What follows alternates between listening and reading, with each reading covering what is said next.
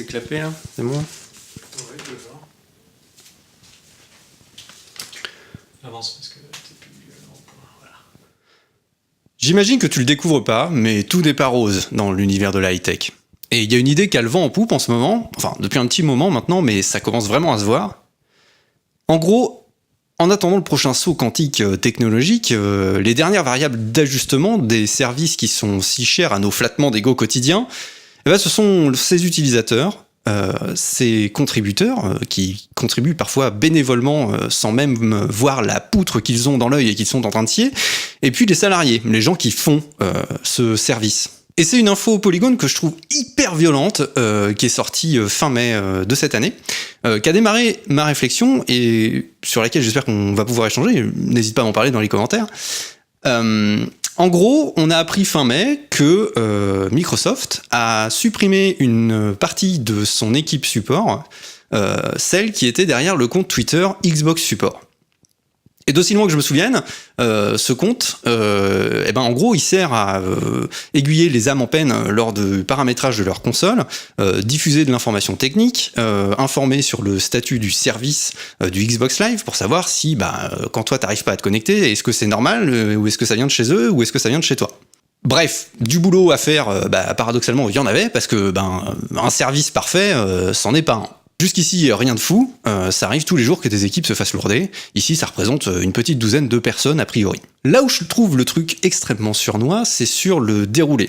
Parce que depuis un petit moment, Microsoft, ils ont un programme qui s'appelle le Xbox Ambassadors. Et en gros, il s'agit de gens comme toi et moi, des joueurs un petit peu velus techniquement, et qui ont la volonté d'aider les gens sur l'utilisation des consoles, du service de Microsoft, Xbox, etc., etc. Et ils ont également comme mission de diffuser la bonne parole. C'est un peu des évangélistes, c'est des ambassadeurs, quoi, basiquement. Et comment on devient ambassadeur ?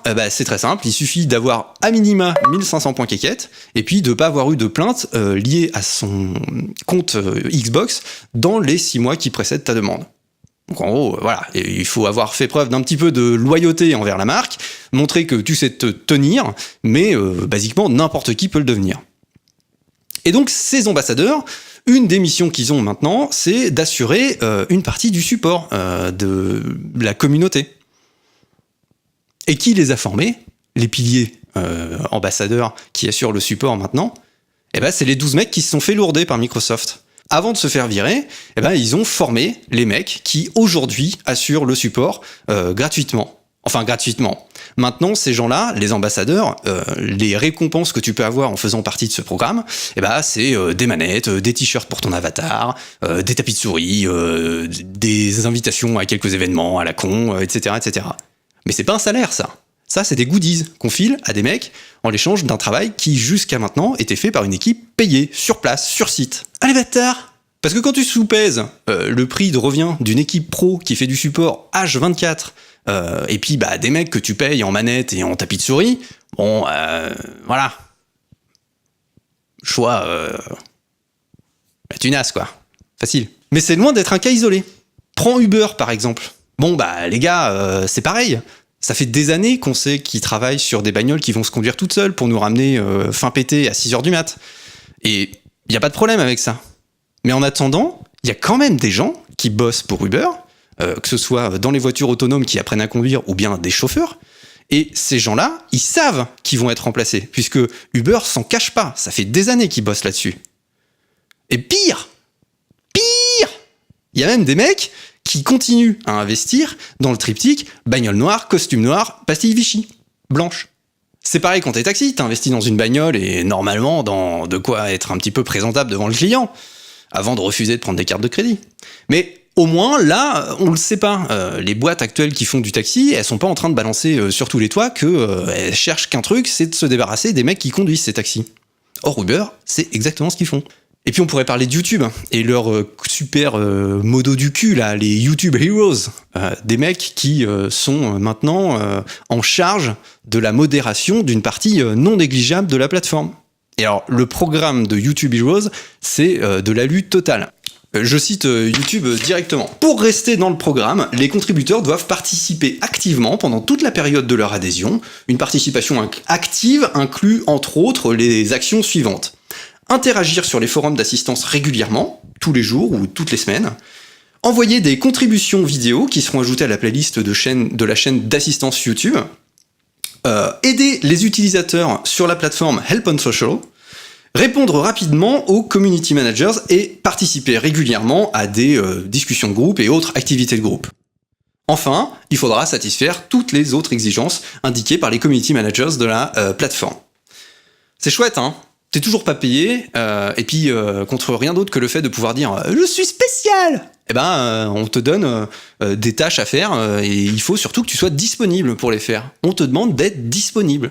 Mais entre toi et moi, qui devrait le faire, ce taf ? Ou plutôt, à qui profite la valeur ajoutée du taf qui est fait par cette communauté de YouTube Heroes ? Dans le même délire, t'as les captcha Google. Tu sais, les trucs qui te font « Et elle est où, la voiture ? Elle est où ?» Ouais, c'est bien. Tu peux y aller. Vas-y, c'est bien. C'est une bonne voiture. On est content de toi. Et ben ces captcha, quand suffisamment de personnes ont fini de faire le tri, de dire ça c'est une voiture, etc.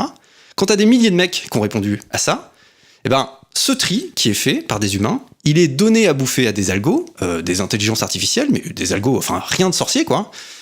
Et ces algos, du coup, ils ont une base pour dire, voilà, bon bah ça c'est une voiture, ça c'est un tricycle, ça c'est un cul de camion, ça c'est un panneau d'affichage, etc. Et ce tri, il va servir à alimenter le savoir des algos et des intelligences artificielles. Ça va permettre, par exemple, d'élargir le spectre d'utilisation d'un classificateur. Alors, un classificateur, c'est juste un truc, justement, un algo ou une bécane, qui va dire, voilà, ça c'est une voiture, ça c'est un camion, ça c'est un panneau de signalisation, ça c'est une poussette, ça c'est un sidecar. Donc, vraiment, on a besoin d'une base saine faite par des humains pour ensuite apprendre finalement aux intelligences artificielles et à un algo ce qu'on veut lui apprendre. Alors on peut se dire que c'est trop bien, on peut se dire ah, putain mais qu'est-ce que c'est malin. Et puis finalement quelque part on en profite aussi. Les captcha, ça permet d'éviter les automatisations reloues sur le net, le spam, ce genre de conneries. Et puis voilà, dans 10 ans, quand nos bagnoles elles seront capables de faire la différenciation entre un cul de camion et un panneau d'affichage, et qu'on sera capable de rentrer complètement beurré comme des galettes à 6h du mat, ben on sera bien content que les caisses elles aient été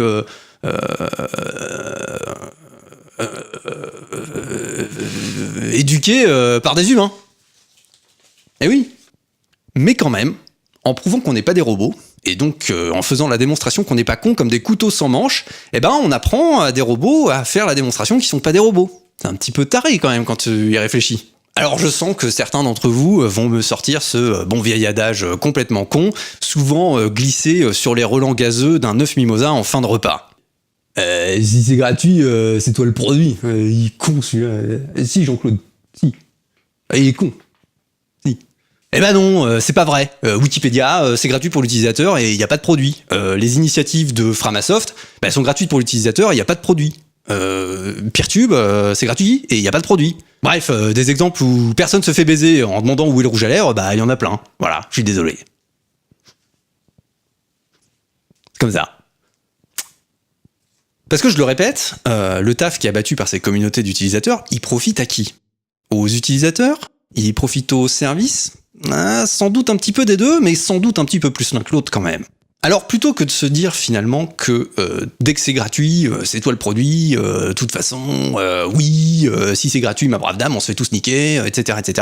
Plutôt que de se dire ça, je pense que ce serait assez intéressant qu'à un moment donné, on se demande comment les services qu'on paye parfois très peu, qu'on paye parfois très fort, et puis qu'on paye pas du tout des fois, comment ces services sont viables ? Comment les gens qui y ont mis des billes s'y retrouvent ?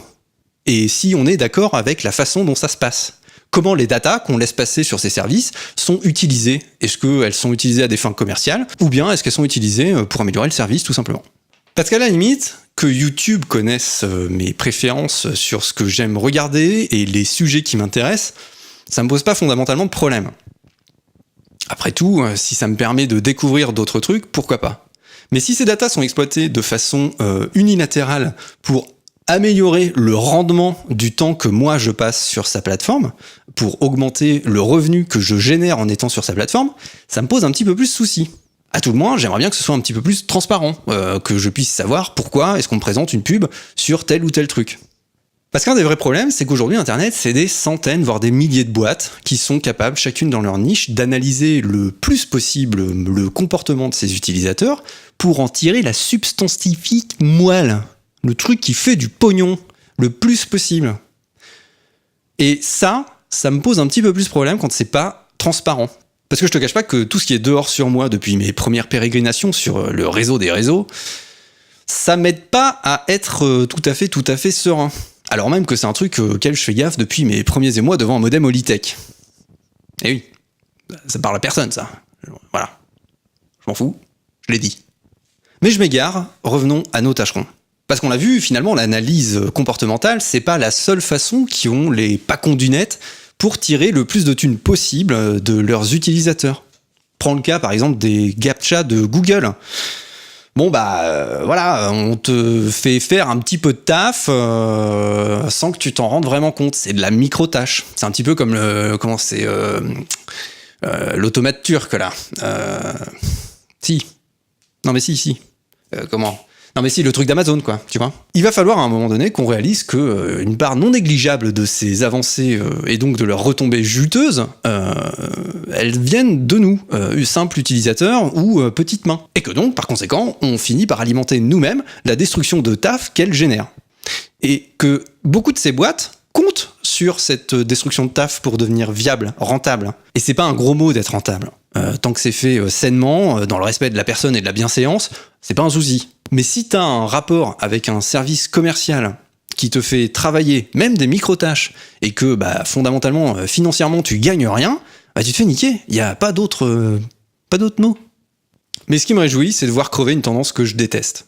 Parce que jusqu'à maintenant, quand un service gratuit, qui était encore dans les mains des utilisateurs, prenait une proportion démesurée et donc rencontrait son petit succès, t'avais des investisseurs qui débarquaient, qui mettaient v'là les billes dedans, et puis qui cherchaient à un moment donné la rentabilité, c'est normal.